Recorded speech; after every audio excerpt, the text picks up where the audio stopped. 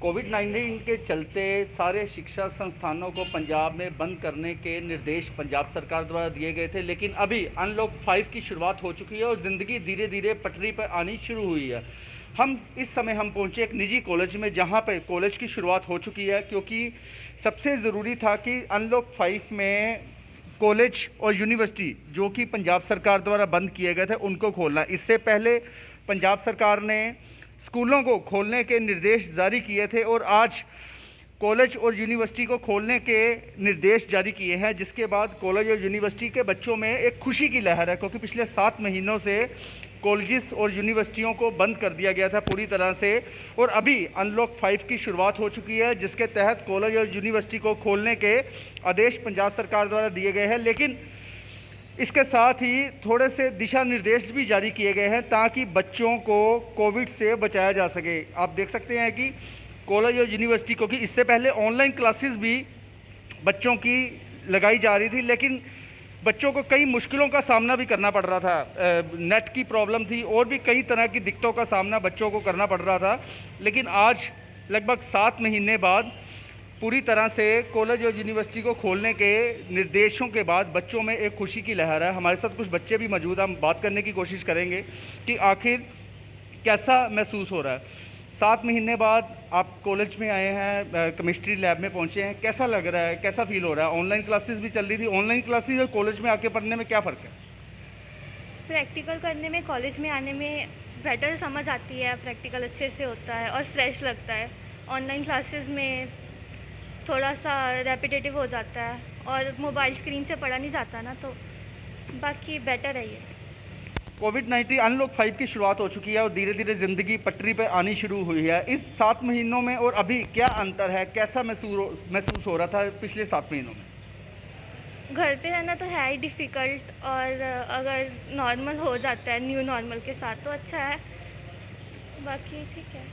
तो बिल्कुल घर में रहना मुश्किल, और इन 7 महीनों में ज़िंदगी धीरे धीरे पटरी पर आनी शुरू हुई है। हमारे साथ बच्चे कुछ और भी मौजूद हैं, हम उनसे बात करने की कोशिश करेंगे कि पिछले 7 महीनों में पढ़ाई में और अभी की पढ़ाई में क्या अंतर है, क्या मानते हैं? पिछले 7 महीने ऑनलाइन क्लासेस चलती रही, क्या क्या दिक्कतों का सामना करना पड़ रहा था पिछले 7 महीनों में?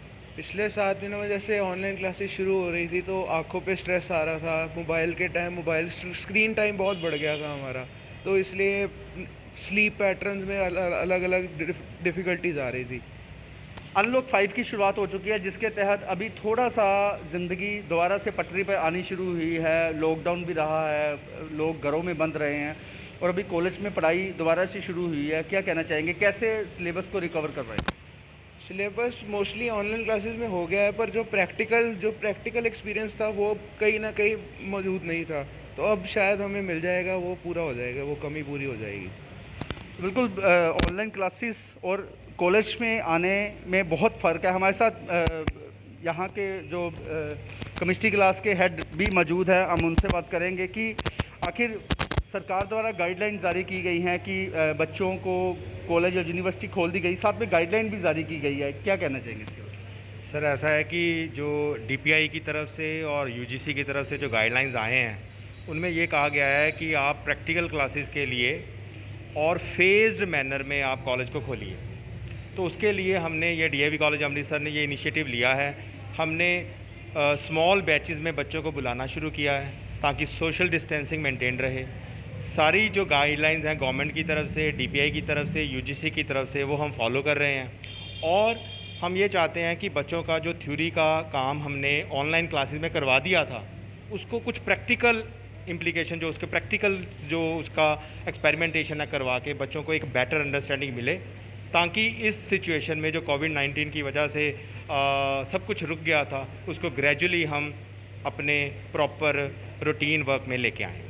अभी जैसे कि अनलॉक 5 की शुरुआत हुई है, दोबारा ज़िंदगी पटरी पर आनी शुरू हुई है, लेकिन अभी भी जैसे लुधियाना के सांसद मनीष तिवारी दोबारा से कोरोना पॉजिटिव हुए हैं, गवर्नमेंट स्कूल के टीचर्स कोरोना पॉजिटिव हुए हैं। उस हिसाब से आप किस हिसाब से बच्चों की सेफ्टी करेंगे, अपनी सेफ्टी करेंगे, किस हिसाब से आप इस पटरी को, जो ज़िंदगी पटरी पर है, इसको आगे लेके जाएंगे? सर, उसके बारे में 3-4 पॉइंट्स पे हम काम कर रहे हैं। एक तो ये है कि बच्चों को स्मॉल बैचेस में बुलाया जाए, नंबर 1। नंबर 2, जब भी वो एंटर करें हम उनकी अच्छी तरह से हैंड सैनिटाइजेशन का जो अवेलेबिलिटी है वो करवाएं।